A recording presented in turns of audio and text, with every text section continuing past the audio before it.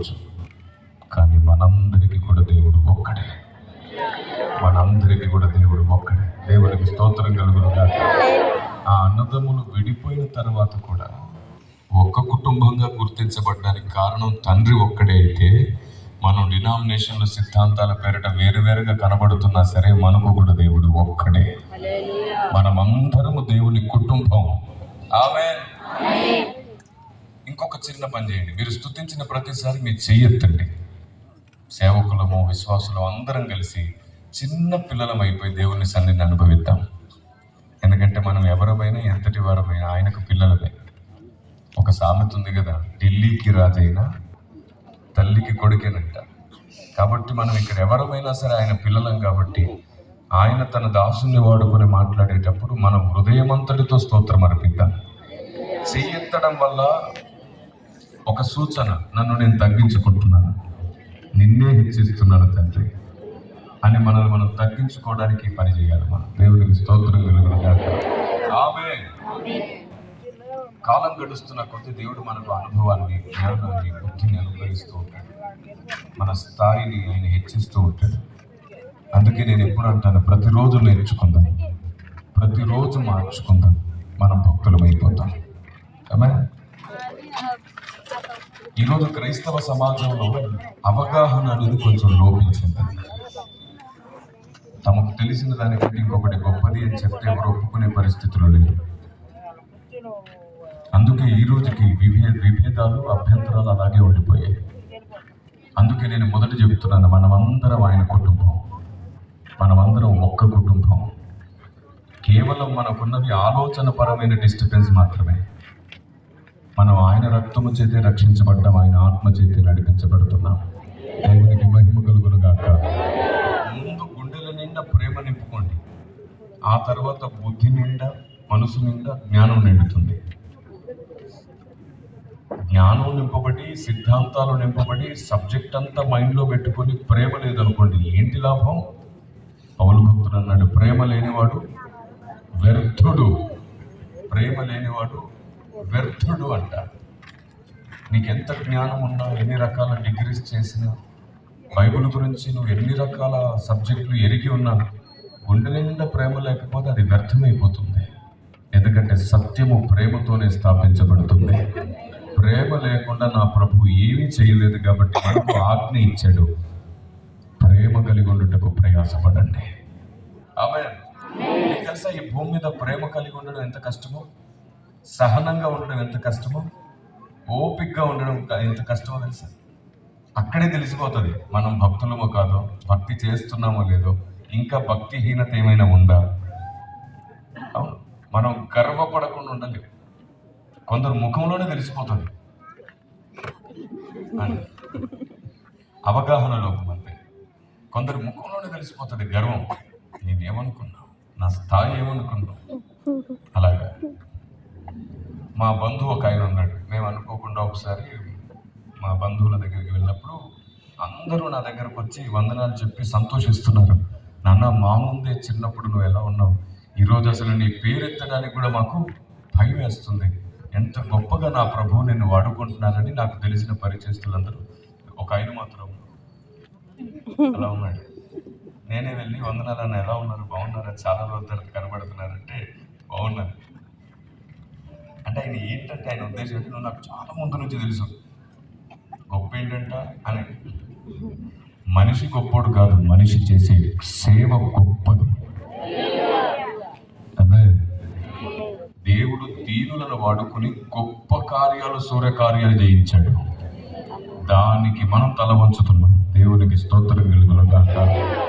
వ్యక్తిత్వం సౌందర్యంగా మారడానికి సాధన ప్రతిరోజు అవసరం. ఒక రాయిని తీసుకొచ్చి శిల్పి చేతికి ఇస్తే రోజు చెక్కితే తప్ప అది అందంగా మారదు. నా ప్రభువు మనందరినీ ప్రతిరోజు చెక్కడానికి ఇష్టపడుతున్నాడు. ఆయన మనల్ని సృష్టించినప్పుడు, మన ఆత్మని తయారు చేసినప్పుడు అరచేతుల్లోనే చేశాడు. ఆయన మనల్ని ఆయన అరచేతుల్లోనే చెక్కాడు. ఇప్పుడు మన ఆత్మీయ జీవితాన్ని కూడా ఆయన చెక్కడం ప్రారంభించాడు. Praise the Lord. నాకు తెలిసి మీ అందరికీ దేవుడు అంటే ప్రాణం, ప్రేమ, ఇష్టం కదా కదా. దేవుడు అంటే ప్రాణం. ఆయన కోసం ఎదురు చూస్తున్నారు. ఆయన తిరిగి రెండవసారి వస్తాడని మీరు సిద్ధపడుతున్నారు కదా. సరే, ఒకవేళ అదే నిజమైతే నేను మిమ్మల్ని ఒక మాట అడుగుతాను. మీకు దేవుడు కావాలా, దేవుడిచ్చే ఆశీర్వాదాల దేవుళ్ళు కావాలా? చాలా సభల్లో అడుగుతాను నేను ఈ ప్రశ్న. ప్రతి ప్రాంతంలోనికి వెళ్ళినప్పుడు అందరి జవాబు ఒకటి, దేవుడే కావాలి అంటారు. చాలా సంతోషం. మళ్ళీ అడుగుతున్నాను, ఈసారి కొంచెం ఆలోచించుకోండి. మీరు దేవుణ్ణి అడిగిన ఆశీర్వాదాలు దీవెనలు కావాలా, దేవుడు కావాలా? రెండిట్లో ఒకటే చెప్పండి. మాట తప్పరుగా, రైట్? సేవకులందరూ వినగా ప్రజలు చెప్పిన మాట మీరు విన్నారు. ఇప్పుడు నేను అడుగుతాను, నాకు దేవుడే కావాలి, నేను దేవుణ్ణి అడిగిన ఆశీర్వాదాలు దీవెనల కంటే నాకు దేవుడే కావాలన్నారు కాబట్టి ఇన్ని రోజులు మీరు అడిగిన ఆశీర్వాదాలు, దీవెనలు, మొక్కులు, స్థలాలు, ఇండ్లు, పొలాలు, గర్భఫలాలు, ప్రమోషన్లు, ఉద్యోగాలు, మీరు ఏమేమి అడిగారు దేవుణ్ణి, అవన్నీ యేసు నామములో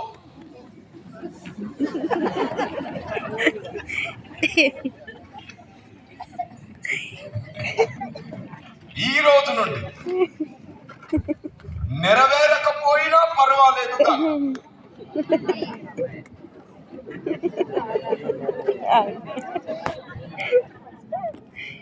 ఇక్కడ కొందరు ఆమెనని చూసారా, ఒక 100-200 మంది ఆమెనని ఉంటారు. ఆమెనన్నారే, వీళ్ళ మనసులో ఒకటి ఏముందో తెలుసా? వాళ్ళ పక్క వాళ్ళని చూసి అందిపోయినట్లు ఆమెను అనిపించేసారు మొత్తం. ఆమెను అనడానికి కొందరు భయపడ్డారు, కొందరు ఆలోచించారు. కానీ మీ అందరికీ శుభవార్త. భయపడిన వారులారా, ఆమెనని భయపడుతున్న వారులారా, భయపడకుండా ఆమెనన్న వారులారా, మీకు శుభవార్త ఏంటంటే, నేను ఇంకో పదం పలకాలి, ఆ పదం ఇంకా పలకలేదు, నా సెంటెన్స్ పూర్తి అవ్వలేదు, చివరిగా ఇంకో పదం కూడా ఉంది. ఇప్పుడు ఆ పదం కూడా వినండి జాగ్రత్తగా. మీ నోటితో మీరే, నాకు దేవుడే కావాలి, ఆయన ఇచ్చే ఆశీర్వాదాల దీవెనల కంటే, నేను అడిగిన ఆశీర్వాదాల దీవెనల కంటే నాకు నా దేవుడే కావాలని మీరు అన్నారు. కాబట్టి ఇన్నాళ్ళు మీరు అడిగినవి, ప్రస్తుతం మీ దగ్గర ఉన్నవి కూడా అవసరమైతే దేవుని కొరకు పోగొట్టుకోవాల్సి వస్తే, ఉన్నవి కూడా లేదా వచ్చేవి కూడా రాకుండాను గాక, ఉన్నవి పోయినా పర్వాలేదు గాక, కానీ ఈ నిమిషము నుండి దేవుడు మీ ప్రతి ఒక్కరితో ఉండిపోవును గాక. ఏంటి ఇంత ధైర్యం వచ్చింది ఇప్పుడు? అప్పుడు చెప్పడి ఆమెనన్నాడు, ఇప్పుడు సంతోషంగా చాలా ఘాటుగా ఆమెనన్నాడు. చివరి దాకా ఇంకొకసారి ఆమె,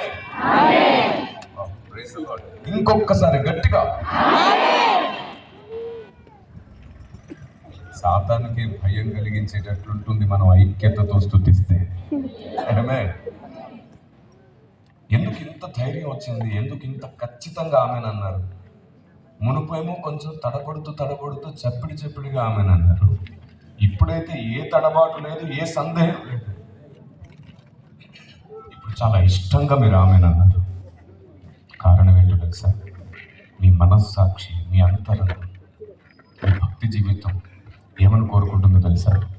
నేను అడిగినవి నా ప్రియుడు ఇవ్వకపోయినా పర్లేదు, కానీ నా ప్రాణ ప్రియుడు నాతో ఉంటే చాలే. ఆయన నాతో ఉంటే నాకు అన్నీ ఉన్నట్టు, ఆయన చాలయ్యా అని మీరు ఎప్పుడు కోరుకుంటున్నారు. మీ మనస్సాక్షి, మీలో ఉన్న నిజమైన ప్రేమ ఇది. మీలో ఉన్న నిజమైన ప్రేమ. Praise the lord. ప్రతి విశ్వాసిలో దేవుని పట్ల నిజమైన ప్రేమ ఉంది. నాకు దేవుడు ఉంటే చాలు, ఆయన ఉంటే చాలు, నాకు నేను అడిగినవి నా దేవుడు ఇవ్వకపోయినా పర్లేదు, నాకు ఆయన కావాలి. ఇంత నిజమైన ప్రేమ మీకు ఉంది కదా, ఇప్పుడు నిరూపించబడింది కదా. ఇంత నిజమైన ప్రేమ కలిగిన మీరు మరి భక్తిలో ఎందుకు మండలేకపోతున్నారు? భక్తిలో ఎందుకు బలహీనులు అవుతున్నారు? దేవుని చిత్తాన్ని తెలుసుకోవడంలో ఎందుకు వెనకబడిపోతున్నారు? యుగాలలో, తరాలలో మరుగు చేయబడ్డ సంగతులు ఎన్నో బైబిల్ గ్రంథంలో ఉంటే వాటిని ఎందుకు గ్రహించలేకపోతున్నారు? కారణం ఏమిటి? ఇంకో పెద్ద మాట చెప్తాను. మీ అందరిలో ఇంత దేవుని పట్ల ప్రాణాతి ప్రాణమైన ప్రేమ మీలో ఉండడానికి కారణం ఏమిటో తెలుసా? దేవుడు వాడుకుంటున్న సేవకులు. ఈ సేవకులు సాధించిన మొదటి విజయం ఏదైనా ఉంది అంటే దేవుణ్ణి ప్రాణంగా ప్రేమించేటట్లు మిమ్మల్ని చేయగలిగారు. ఆమేన్. సేవకులమైన మా విజయం, మా గెలుపు, మొట్టమొదటి విజయం దేవుణ్ణి మీరు ప్రేమించేటట్లు చేయగలరు. అవును, మా మొదటి విజయం, మా మొదటి గెలుపు, సాతాను మీద మేము సాధించిన మొదటిది ఏదైనా ఉందంటే అవిశ్వాసంగా లోకంలో పడిపోయిన మిమ్మల్ని దేవుణ్ణి ప్రాణంగా ప్రేమించగలిగేటట్లు కష్టపడగలిగాం. అందుకు మేము నిత్యము సంతోషిస్తున్నాం, ఆనందిస్తున్నాం. దేవునికి స్తోత్రం కలుగునుగాక. ఆమేన్. ఇది ప్రతి సేవకుని విజయం, ప్రతి సేవకుని విజయం. Praise the lord. మీ సేవకుల కష్టాన్ని మీరు మర్చిపోతారా? ఎప్పుడైనా మర్చిపోరా? 3 మాటలు అడుగుతాను, సరిగ్గా ఆలోచించండి. నేను ఈ తరంలో అందరికీ ఆలోచన చెప్పడానికి బ్రతుకుతున్నాను, ఆలోచన కలిగించడానికి బ్రతుకుతున్నాను. అందుకే నా సందేశంలో ఎక్కువ ప్రశ్నలు మీ ముందు ఉంచుతాను, ఆలోచించండి అని. ఆ ప్రశ్నలు మీ ముందు ఉంచడానికి కారణం ఏమిటంటే 2. 1, మనం ఇంకా ఎంత దూరంగా ఉన్నామో తెలియాలి. ఇంకా మనం తెలుసుకోవలసినవి ఏమేమి ఉన్నాయో తెలియాలి. అందుకే నా సందేశంలో ఎక్కువ సార్లు ప్రశ్నలు దొరుకుతూ ఉంటాయి, వాటికి కావలసిన సమాధానాలు అందుతూ ఉంటాయి. ఆలోచన చెప్పడం, ఆలోచన అందించడం నా పని. మీరు ఎక్కడో భక్తి జీవితంలో ఎక్కడెక్కడో ఆగిపోయారు, అలా ప్రతి చోట నుండి చెయ్యి అందించడం నా పని. ఎలాగైనా దేవునితో మీ చేతిని కలపడం నా పని. Praise the Lord. నేను మిమ్మల్ని దీవించడానికి, ఆశీర్వదించడానికి ఇక్కడికి రాలేదు. నేను దీవించి ఆశీర్వదించడానికి రాలేదు. ఇక్కడ చాలా మంది సేవకులు ఉన్నారు, వారితో మీరు దీవించబడతారు, ఆశీర్వదించబడతారు. నేను దీవించడానికి, ఆశీర్వదించడానికి రాలేదు, కానీ మీరే దీవెనగా ఎలా మారాలో, మీరే ఆశీర్వాదంగా ఎలా మారాలో చెప్పడానికి వచ్చాను. దేవునికి స్తోత్రం కలుగునుగాక. మీరే చెప్పండి, ఆశీర్వాదాలు దీవెనల వెంట పరిగెడతారా, అవే మీ వెంట పరిగెత్తాలా? అలాగైతే మీరు మొదట నీతిని, రాజ్యాన్ని వెతకాలి. గడిచిన 10-12 సంవత్సరాలుగా చెబుతున్నాను నేను ఇదే మాట. సంఘం ఆశీర్వాదాలు, దీవెనల కొరకు మందిరానికి రాకూడదు. మనమే ఆశీర్వాదంగా, దీవెనగా మారడానికి మందిరానికి వెళ్ళాలి, సభలకు వెళ్ళాలి. ఈ మాట చెప్పకుండా నేను ఏ సభలో సందేశం ముగించలేదు.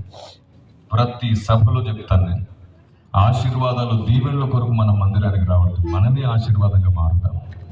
బైబిల్లో ఏముందో తెలుసా? కృపాక్షేమములు నా వెంట వచ్చునన్నాడు భక్తుడు. ఏమిటంట? కృపాక్షేమములు.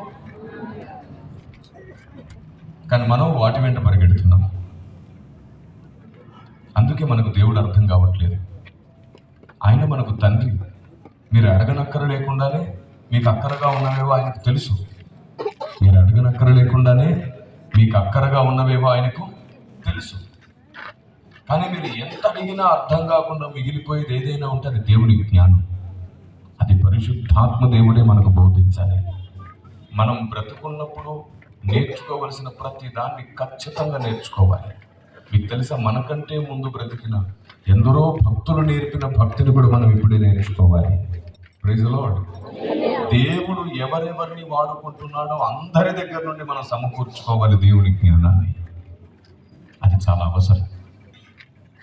కానీ విచిత్రం ఏమిటో చెప్పనా, దేవుడు వాడుకున్న వాళ్ళు అన్ని డినామినేషన్లో ఉన్నారు. రోమన్ క్యాథలిక్లో ఉన్నారు, చర్చ్ ఆఫ్ క్రైస్ట్లో ఉన్నారు, సెవెంత్ డే వాళ్ళలో ఉన్నారు, మెథడిస్ట్లో ఉన్నారు, పెంతెకోస్తులో ఉన్నారు, చర్చ్ ఆఫ్ క్రైస్ట్ వాళ్ళు ఉన్నారు. మొత్తం ఎన్ని చర్చెస్ ఉన్నాయో, ఎన్ని మినిస్ట్రీస్ ఉన్నాయో, అన్ని వర్గాలలో నుంచి కూడా దేవుడు వాడుకున్న భక్తులు ఉన్నారు. లేరా? వాళ్ళు రాసిన పాటలు మనం పాడుకోవట్లేదా?